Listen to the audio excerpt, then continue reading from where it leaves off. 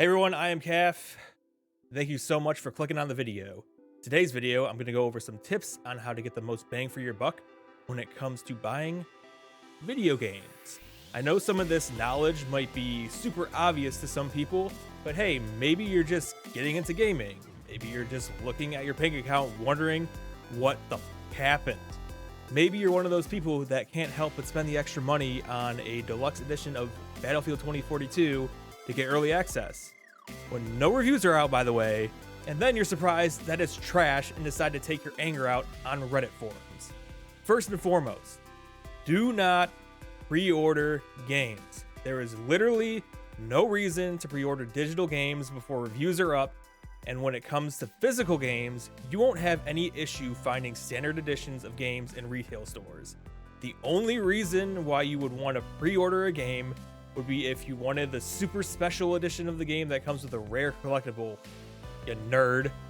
Otherwise, be patient. Wait for the reviews to come out and make an informed decision. But Calf, what about the pre-order bonuses? The pre-order bonuses! Listen, pre-order bonuses are trash, end of story. But what if I want to get into the beta? Dude, just go on to Amazon, pre-order the game through Amazon. They don't charge you until it ships. Then you get your beta code, then cancel the pre-order. Now, let's take this concept a step further. Don't buy games on launch day. Games go on sale very quickly, with the exception of anything published by Nintendo. I've gotten games for $20 or even more off about a month after launch.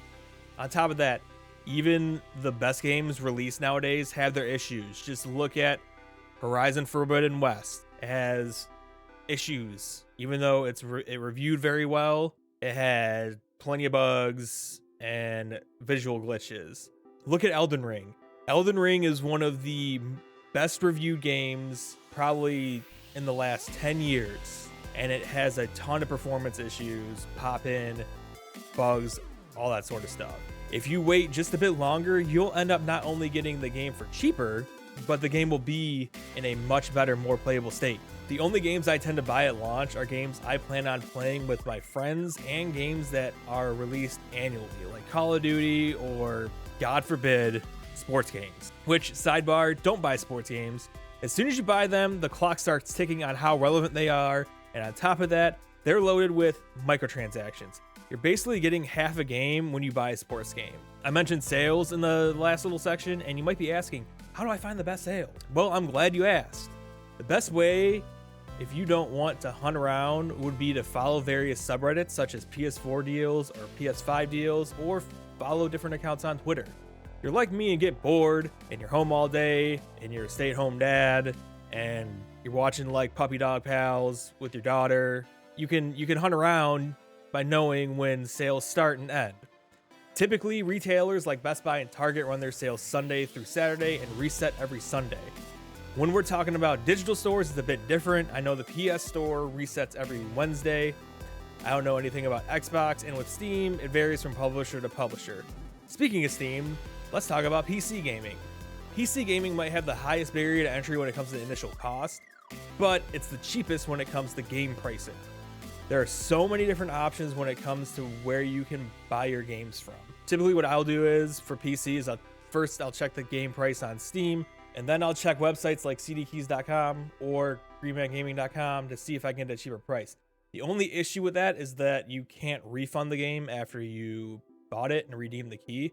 With Steam, you get, I believe, 2 weeks to return the game, and that's if you have less than 2 hours played, which is very, very nice. The only issue with PC gaming, though, is that pretty much everything is digital now. People have their own preferences when it comes to digital versus physical game copies. When it comes to a purely financial standpoint, it's always better to get physical games. This is because, believe it or not, physical games go on sale for cheaper than digital games, and you could resell your physical games through various outlets like eBay or Craigslist, or through secondhand stores like Disc Replay or GameStop, which will net you less resale value, but it requires far less work to resell.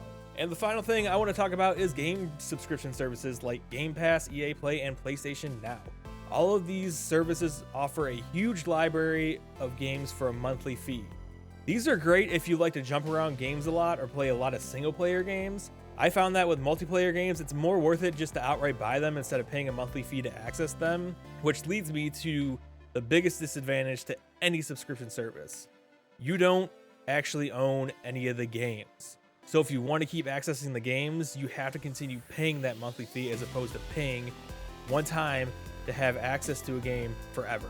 That's all I have to say on getting the best value for video games. If you have any other tips to add, please don't hesitate to throw them down in the comment section. If you found this video helpful or interesting, please don't forget to hit that like button and do consider subscribing for more content like this. Thank you so much for watching. I will catch you on the next one.